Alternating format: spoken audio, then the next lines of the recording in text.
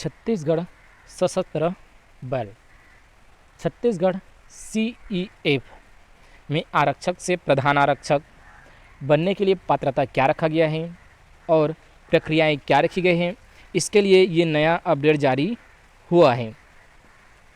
और इस वीडियो में छत्तीसगढ़ सशस्त्र बल में GD से प्रधान आरक्षक GD में कैसे आपका प्रमोशन होगा, इनमें क्या क्या पात्रताएं रखी गई है, क्योंकि कोई भी में प्रमोशन होने के लिए एक लिमिटेशन रहता है कि अगर आप ये लिमिट को पूरा करते हैं तो आपको प्रधान आरक्षक GD में प्रमोशन दिए जाएंगे। तो आज के इसी वीडियो में हम इसी पात्रता के बारे में बात करेंगे।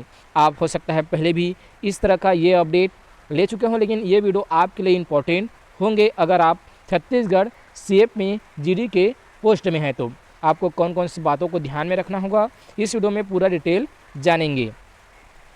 चलते हैं, वीडियो को स्टार्ट करते हैं। आप स्क्रीन पर देख रहे हैं पात्रता के मापदंड क्या है। यहाँ नीचे दिया हुआ है आरक्षक GD से प्रधान आरक्षक GD में पदोन्नति के लिए पात्रता के मापदंड क्या है, इसको हम देखेंगे।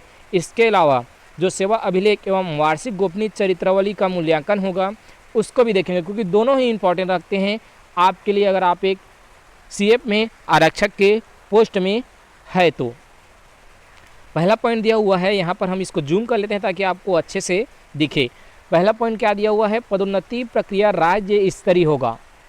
दूसरा दिया हुआ है जिस वर्ष आपकी पदोन्नति दी जा रही है उस वर्ष की 1 जनवरी को आरक्षक GD के पद पर न्यूनतम 8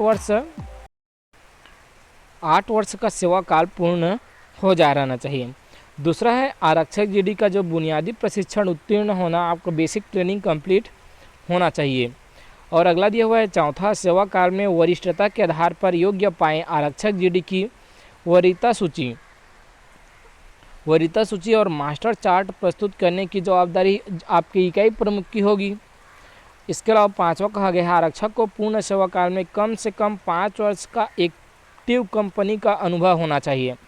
आप जानते होंगे CEF जो रहते हैं वो कंपनी में रहते हैं, अर्थात बटालियन में बटा रहता है। पहली, दूसरी, तीसरी, चौथी, 5वीं, 12वीं, 10वीं, इस तरह से बटालियन में कंपनी रहता है।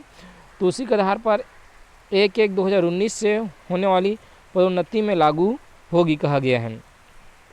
अगला दिया हुआ एक्टिव कंपनी से आशय क्या है वो बताया गया है। पूर्ववर्ती मध्य प्रदेश अर्थात पहले मध्य प्रदेश था, इसलिए पूछ रहा है। विशेष सशस्त्र बल वर्तमान में छत्तीसगढ़ सशस्त्र बल अधिनियम 1968 के नियम 2 और नियम 12 से है, जिसमें एक्टिव ड्यूटी को परिभाषित किया गया है। अब अतः एक्टिव कंपनी एवं ड्यूटी के संबंध में उपरोक्तानुसार नियम प्रभावशाली रहेंगे। ये तो आपने देख लिया, लेकिन इसमें आपको सेवा अभिलेख एवं वार्षिक गोपनीय चरित्रावली का मूल्यांकन करना भी आपके लिए अनिवार्य हो जाते हैं। पहला कहा गया है, देख सकते हैं, पहला दिया हुआ है विगत 5 वर्षों में कोई बड़ी सज़ा नहीं मिला हो।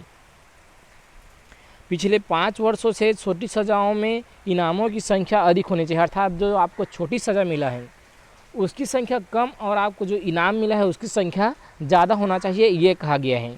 तीसरा पॉइंट में कहा गया है आरक्षक को विगत 5 वर्षों में प्राप्त वार्षिक टिप के आधार पर उसकी पदोन्नति के संबंध में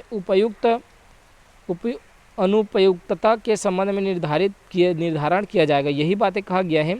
और बाकी एक समिति गठन होगा पदोन्नति के लिए, विभागीय पदोन्नति समिति का गठन होगा और आपका निर्धारित प्रशिक्षण होगा। उसके बाद आपका योग्यता सूची जारी करने हेतु सक्षम अधिकारी सेनानी रहेगा। तो बस यही अपडेट आपको देना था। आपको अंक मिलेगा, एग्जाम होगा, इसके बारे में इसमें कोई अपडेट नहीं दिया गया है। आपका प्रमोशन निधि आधार पर होगा अगर आप CEF में जॉब कर रहे हैं। तो जानकारी आपको अच्छा लगे तो लाइक शेयर जरूर करेंगे। अगर आपने हमारे YouTube चैनल को अभी तक सब्सक्राइब नहीं किया तो सब्सक्राइब करेंगे।